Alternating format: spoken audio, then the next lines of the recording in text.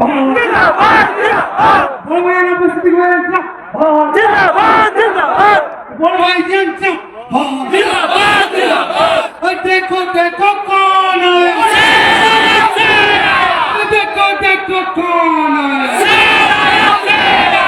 ভাইজান স্বাগতম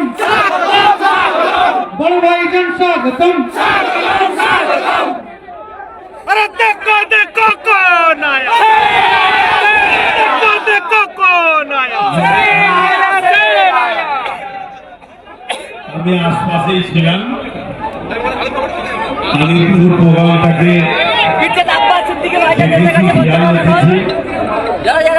সবাই যদি মাঠেই চলে আসে তাহলে বাইরে ডাকিয়ে দেবে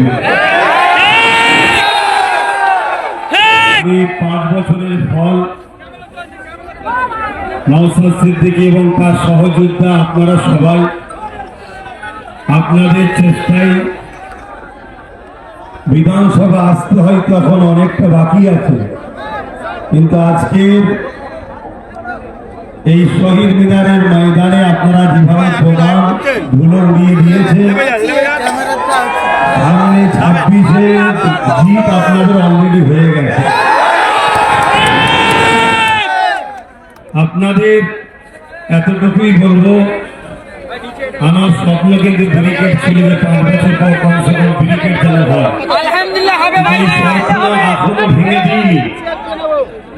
সেনাবাহিনী বন্ধুরা বলেছেন তিনাদের প্রোগ্রাম চলছে, নিশ্চয়ই মাইক বাঁধা আছে, দেখছেন 31শে মার্চ পর্যন্ত প্রোগ্রাম আছে। 31শে মার্চের পরে আবার চেষ্টা করব। মার্চের পরে প্রচন্ড রোদ হয়, এই রোদকে অপেক্ষা করে যদি ব্রিগেড করি আপনারা সারা দেবেন তো?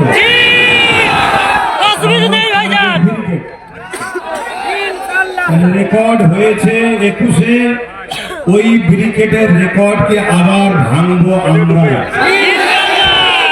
সেই চেষ্টায় আজকে গতকাল থেকে বারবার আমাকে বলেছিল, আমি বলেছিলাম আমি অবশ্যই কলকাতাতেই থাকবো, আশপাশেই থাকবো, পুরো প্রোগ্রামটাকে নজরে রাখবো। আমি দেখতে চাই যে নওশাদ সহ তার সহযোদ্ধারা 5 বছর কি করলো, তবে কি করেছে বাংলার প্রতিটা অলিতে গলিতে কান পাতলে বোঝা যায়।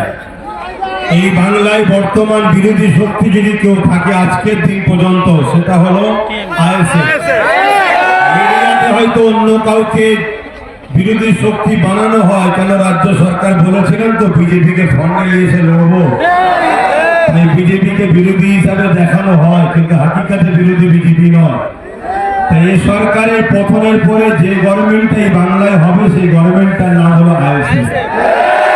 আপনারা যে শক্তিতে, যে মজবুতে দাঁড়িয়ে আছে, আমি এতটুকু বলতে পারি এই শক্তি, এই মজবুতে আর একটু যদি বিশ্বাসের সাথে ঐক্যবদ্ধ হয়ে আর একটুখানি যদি চাপ বাড়াতে পারেন, তাহলে আগামী দিন কিন্তু আপনাদের হাতেই বাংলা আসছে। আমি আপনাদের এই প্রোগ্রাম দেখেছি, সবই খুব ভালো লেগেছে। আপনারা এভাবে এগিয়ে যান, আমার সর্বদিক দিয়ে সহযোগিতা দোয়া আপনাদের সাথে ছিল, আছে, থাকবে। আমরা ভারতীয়, ভিক্ষা নয় অধিকার, আমরা ভারতীয়, সংবিধান ছাড়া কোন দাদা দিদির কথা মানি না।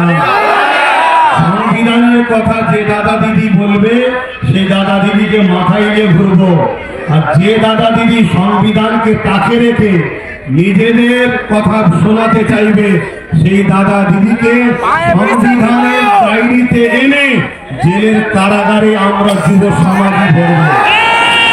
অঙ্গীকার নিয়ে আজকে আপনারা তো চলে গেছেন, রাস্তায় সব দেখছি চতুর্দিকে, কারণ আমি যদি আরেকটু আগে ঢুকতাম তাহলে তো আরো সমস্যা হয়ে যেত না। সেই জায়গায় যখন ভিড় কেটে গেছে, আমি আস্তে আস্তে বললাম এবারে চলো যে একটু কমসে কম, কেন গতবারে নওশাদ বলেছিল আমরা 2 ভাই এক জায়গায় হবো। এই কথাটা তো সত্যতা প্রমাণ রাখতে হয়। জালিমরা কোনো খুঁজে পাবে না, কোনো ভোট না পেয়ে বললো কই তার ভাই এলো না তো, মানে কিছু যখন উপায় থাকেন এটা বলবে। এতটুকু জেনে রেখে দিও, নওশাদের জন্য তার বড় ভাইয়ের জান আছে। দিকটা দেখতে হয়, এদিকটা নওশাদ দেখছে তোমাদের সবাইকে নিয়ে, এবং তোমাদের সাথে নওশাদের সাথে আমি আছি। অবশ্যই আছে এত সেটা বিশ্বাস করি, তাই এই বিশ্বাসেই তো আজকে এত দূরে চলে আসলাম।